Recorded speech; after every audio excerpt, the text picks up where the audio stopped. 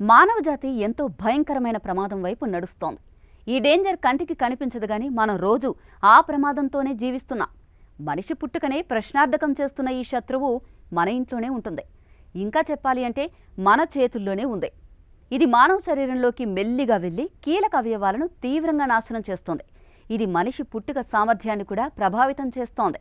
ప్రపంచంలో పిల్లల పుట్టుక తగ్గిపోతుందని ప్రభుత్వాలు గగ్గోలు పెడుతున్న వార్తలు మీరు చూస్తున్నారు కదా. మరి ఎందుకు తగ్గుతుందో ఎప్పుడైనా ఆలోచించారా? దీనికి కారణమేంటో సైంటిస్టులు క్లియర్ కట్గా చెప్తున్నారు. ఇంతకీ మనిషి పుట్టుకను అడ్డుకుంటున్న శత్రువు ఏంటి?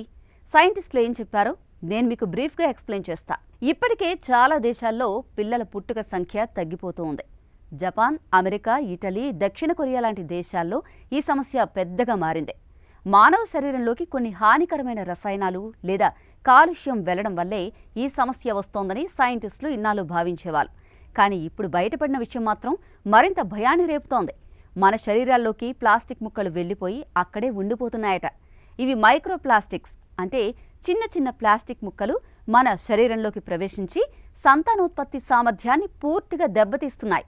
2023లో వెలువడిన ఓ పరిశోధన ప్రకారం పురుషుల వీర్యంలో ఇంకా వృషణాల్లో కూడా మైక్రోప్లాస్టిక్స్ ఉన్నట్లు గుర్తించారు. మనం రోజు వాడే వాటిలో ఉండే పిఈ, పిఎస్, పీవీసీ లాంటివి ప్లాస్టిక్ రకాలే. ఇవన్నీ ప్యాకింగ్ కవర్లు, వాటర్ బాటిల్స్, ప్లాస్టిక్ కప్పులు, కాటన్ దుస్తుల్లాంటి వాటిలో ఎక్కువగా ఉంటాయి. ఇవి శరీరంలోకి వెళ్లిన తర్వాత అక్కడే ఉండిపోతున్నాయి. నిజానికి జంతువులపై గతంలో జరిగిన పరిశోధనలో ఈ విషయం ప్రూవ్ అయింది. వీర్యకణాల సంఖ్య తక్కువవ్వడం, టెస్టోస్టెరాన్ అనే హార్మోన్ తగ్గిపోవడం, అండాశయాల పని మందగించడం లాంటి సమస్యలు కనిపించాయి. ఇప్పుడు మనుషుల శరీరంలో కూడా ఇవే మార్పులు మొదలయ్యాయని స్పష్టమవుతోంది. ప్రపంచవ్యాప్తంగా స్పర్మ్ కౌంట్ గత 50 ఏళ్లలో 50% కంటే ఎక్కువగా తగ్గిపోయింది. ఇదేం చిన్న విషయం కాదండి.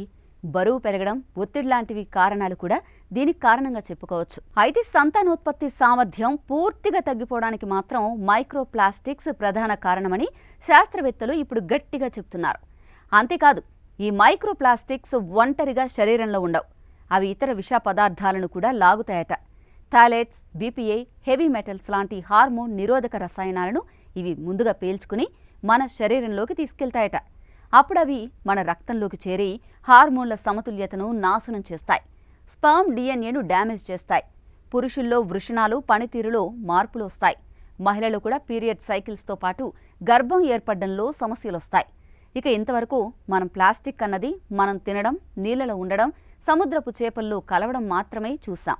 కానీ ఇప్పుడు ప్లాస్టిక్ మన శ్వాసలు కూడా చేరుతోంది. ఇంట్లో ఉండే కార్పెట్లు, పాలిస్టర్ బట్టల నుంచి వచ్చే చిన్న ప్లాస్టిక్ ముక్కలు మన శరీరంలోకి చేరుతున్నాయి. ఇంకా కొన్ని బాటిల్డ్ వాటర్ బ్రాండ్లలో 90% కంటే ఎక్కువ నీళ్లలో మైక్రోప్లాస్టిక్ ఉన్నట్టు తెలిసిందే. ఇదంతా సంతానోత్పత్తిపై ప్రభావం చూపుతోంది.